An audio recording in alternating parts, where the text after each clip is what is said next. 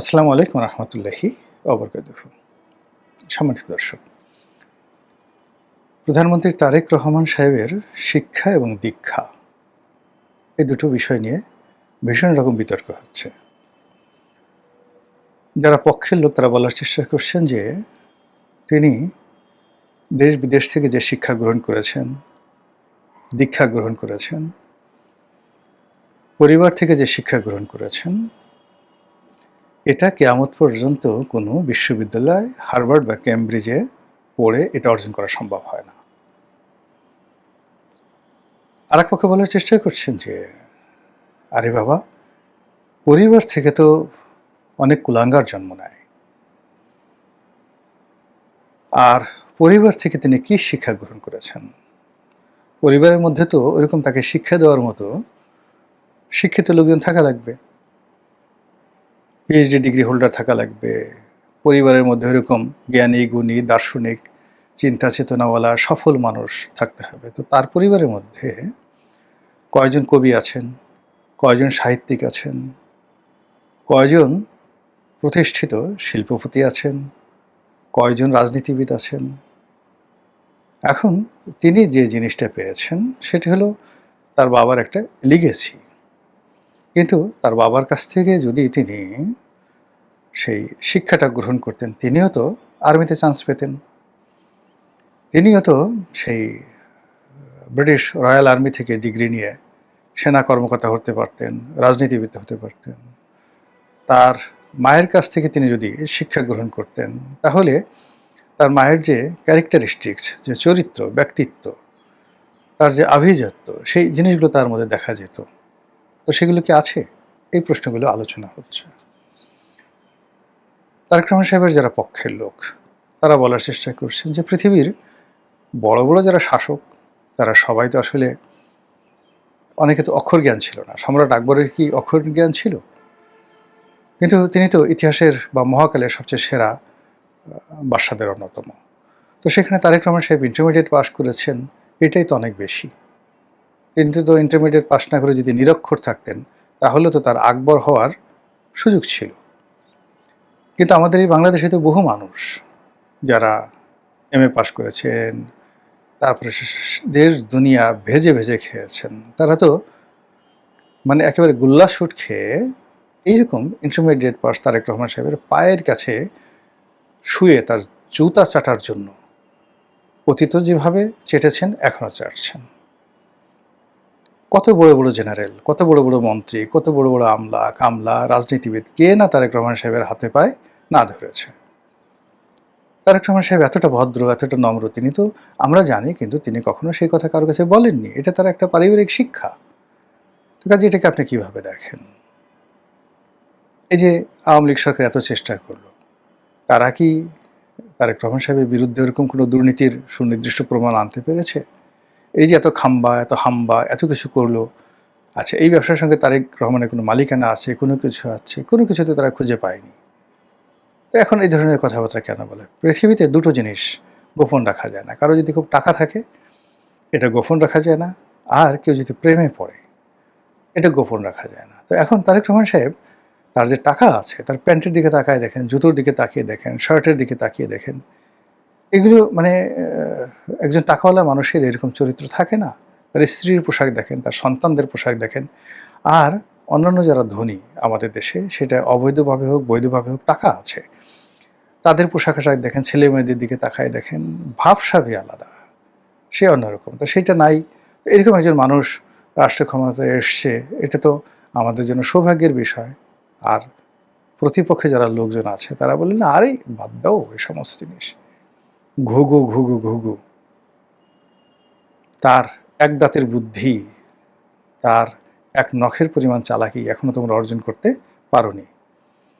দিদার সে বড় বড় জিনিস, সে কাঁচামরিচ আর লবণ দিয়ে আম যেভাবে মাখিয়ে মাখিয়ে মানুষ খেয়ে ফেলে, জাম যেভাবে ঝাঁকিয়ে ঝাঁকিয়ে, তারপরে সে জাম, আমরা বলি জামের ঝামা, তারপরে যখন মানুষ টুস টুস করে জাম খায়, ওভাবে তারেক রহমান সাহেব যত রকম জিনিস আছে তিনি খেয়ে হজম করে বড় বড় ঢেকুর তুলতেছেন, আর তোমরা বলতেছো সুবহান আল্লাহ সুবহান আল্লাহ সুবহান আল্লাহ।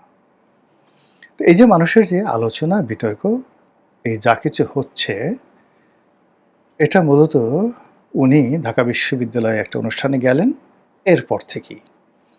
আর এ সকল আলোচনা যে একেবারে ছিল না তা নয়, এ সকল আলোচনা ছিল একেবারে ক্ষীণ, ক্ষীণ। মাঝে মধ্যে শেখ হাসিনা তার জমানাতে গালাগাল দিতেন। অনেকে যারা তারেক রহমান সাহেবের ঘনিষ্ঠজন তারা বিরক্ত হয়ে মাঝে মধ্যে ২-৪ টা কথাবার্তা বলতেন ওই পর্যন্ত। কিন্তু ঢাকা বিশ্ববিদ্যালয়ের অনুষ্ঠানে যাওয়ার পর এই বট বাহিনী হোক আর ঠট বাহিনী হোক, ইন্টারনেট থেকে শুরু করে সব জায়গাতেই নানা রকম তর্ক-বিতর্ক করছে এবং পক্ষে বিপক্ষে কথাবার্তা হচ্ছে। এগুলো বলতে গেলে রীতিমতো মহাভারত তৈরি হয়ে যাবে। এখন প্রশ্ন হলো যে আসলে কি প্রধানমন্ত্রী পদের জন্য খুব বেশি শিক্ষা এবং দীক্ষার দরকার আছে কিনা? আমি মনে করি যে না, দরকার নেই। প্রথম হলো যে তার ভিতরে একটা ন্যাচারাল লিডারশিপ কোয়ালিটি থাকতে হবে। লি কুয়ানের একটা ভাষণ আমি শুনছিলাম। লি কুয়ান মানে সিঙ্গাপুরের প্রতিষ্ঠাতা। আপনারা জানেন he was one of the greatest man in this century. এই শতাব্দীর সবচেয়ে সেরা এবং সফল একজন রাজনীতিবিদ। তো তিনি রাজনীতিবিদদের ১ নম্বর চরিত্র বলেছেন যে ও জন্ম নিবে একজন নেতা হিসেবে। জন্মের পর থেকে সে তার ভালো খাবারটি, ভালো জিনিসটি বন্ধু-বান্ধবকে দেবে। মানুষের সংস্পর্শ তার ভালো লাগবে এবং সবসময় সে জনগণের মধ্যে মিশে থাকার চেষ্টা করবে। এই অভ্যাস যদি তার থাকে তার আর কোনো যোগ্যতা থাকার দরকার নেই। এর জন্য দরকার একটা হৃদয়। তো কাজী তারেক রহমান সাহেবের এই যোগ্যতা আছেন কিনা তার একান্ত আপনজন, ময়-মুরব্বি, পরিবারের যারা লোকজন আছেন তারা বলতে পারবেন যে জন্মের পরে তিনি তার বাড়ির লোকজন, তিনি তার পাড়া-প্রতিবেশী, বন্ধু-বান্ধব, আত্মীয়স্বজন তাদের জন্য আসলে তিনি কি করেছেন? তার যখন কিছু ছিল না তখন তিনি কি করেছেন? বাবার পকেটের ৳১০০ নিয়ে এমনকি চুরি করে সে কি কোনো কল্যাণকর কাজ করেছেন? মানুষের উপকার করেছেন? তাহলে তার মধ্যে নেতৃত্বের গুণাবলী আছে। যদি এটা থাকে তাহলে তার আর কিচ্ছু দরকার নাই।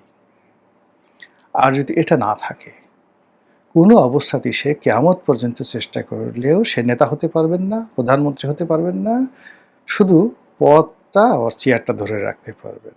আর বাকি যত লোকজন আছে তালি বাজালো, যা কিছু করলো, কিন্তু দিন শেষে মোহাম্মদ বিন তুগলকের মতো তুগলকি কাণ্ড ঘটতে থাকবে।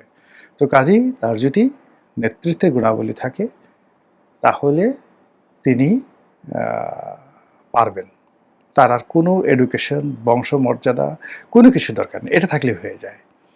আমরা যেমন লি কুয়ানের বাপের নাম জিজ্ঞাসা করি না। তারপর জুলিয়াস সিজারের বাপের নাম কি আমরা জানি না। নেপোলিয়ন বোনাপার্টের বাবার নাম কখনো আমাদের জানার দরকার হয় না। আলেকজান্ডারের বাবার নাম আমরা জানি ইতিহাসের কারণে। কিন্তু আরও বড় বড় যে সকল মহান ব্যক্তি রয়েছেন, চে গুয়েভারের বাবার নাম আপনি জানেন? ফিদেল ক্যাস্ট্রোর বাবার নাম জানেন? নেলসন ম্যান্ডেলার বাবার নাম জানেন? ইয়াসির আরাফাতের বাবার নাম জানেন? আমরা জানি না। এইরকম মহাত্মা গান্ধীর বাবার নাম জানেন? জানেন না। আবুল কালাম আজাদের বাবার নাম আমি জানি না। মাওলানা আবুল কালাম আজাদের বাবার নাম জানি না। তো যখনই কাউকে বাবার নাম বা মায়ের নাম দিয়ে অমুক ইবনে অমুক, ফলানা ইবনে ফলানা আরবিতে বলা হয়, অমুক ইবনে অমুক, তমুক ইবনে তমুক, ইট মিনস তার যোগ্যতা এক ধাপ নিচে নেমে গেল। তারেক রহমান সাহেবের ভিতরে একটা জিনিস আমার খুব ভালো লাগছে, যেটি শেখ হাসিনার মধ্যে ছিল না। তিনি প্রায় সব ক্ষেত্রেই তার পিতার পরিচয় বহন করতেন, শেখ পরিবারের সেই শেখ শব্দটি ব্যবহার করতেন এবং এটা নিয়ে তার পরিবারের মধ্যে বিরোধ ছিল। তো সেই দিক থেকে তারেক রহমান সাহেবের এই পারিবারিক কোনো শেখ, সৈয়দ, মোগল, পাঠান এই শব্দগুলো নেই। দ্বিতীয়ত হলো যে কখনোই তিনি আমি বেগম জিয়ার পুত্র বা জিয়াউর রহমান সাহেবের আমি পুত্র এই ধরনের আমিত্ব তার মধ্যে আমি দেখিনি। তৃতীয়ত তার শ্বশুরও ভালো পরিবারের সন্তান, তার দাদারও একটা পরিচয় আছে। তা আমরা যেমন আমি নিজেও দেখা গেল যে অনেক সময় কথা বলতে গিয়ে নিজের অজান্তে দাদার নাম, মামার নাম, খালুর নাম এবং তারা হয়তো অনেকে দূর সম্পর্কের, একেবারে কাছে না, কোনো মতে একটু রক্তের সাথে আমার আত্মীয়তা আছে, ব্রিটিশ জমানাতে হয়তো একটা ভালো পদ পদবি ছিল।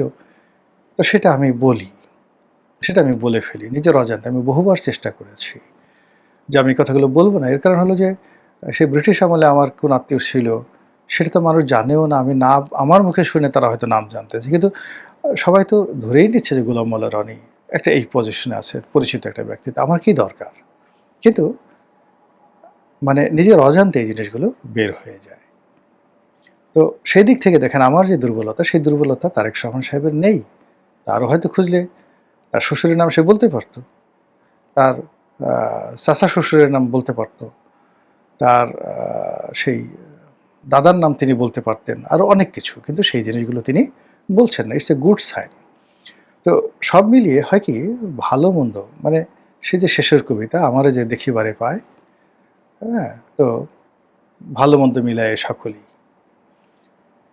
এখন আমরা একজন নেতা পেয়েছি, একজন নেতা এসছেন, তিনি আমাদের সমাজে বেশ পরিচিত। তারপর তিনি তো এখন ৬২ বছর বয়স। যেদিন থেকে রাজনীতিতে আসছেন সেই তারও আগের থেকে, অর্থাৎ আমরা ৮৭-৮৮ সন থেকে তারেক রহমান সাহেবের নাম শুনে আসছি। ৯১ থেকে হালকাভাবে দেখেছি, ২০০১ সনে একেবারে পরিপূর্ণভাবে দেখেছি। ফলে তিনি যা আছেন তাই তো আছেন।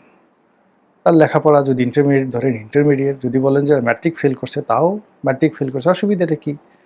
তো বাংলাদেশে তো ডক্টর মোহাম্মদ ইউনূসের মতো লোক, আলী রিয়াজের মতো লোক, এরা তো পাস বাদ রাখে নাই। ফং ফং পাস ছাড়া আর চাঁদের দেশে গিয়ে একটা পিএইচডির ডিগ্রি আনা ছাড়া মোটামুটি ডক্টর মোহাম্মদ ইউনূসের ক্যাবিনেটে এই দুনিয়ার যত ডিগ্রিধারী লোক আছে, কেউ মুখ বাঁকা করে ইংরেজি বলেন, কেউ ঘাড় বাঁকা করে চলাচল করেন, কেউ পাছা দুলিয়ে দুলিয়ে সেই ঘোড়া যেভাবে চলে ওইভাবে, মানে নিজের বুদ্ধি যে সব পাছার উপরে এসে গেছে, নিতম্বের উপরে বুদ্ধি থক থক থক থক করে,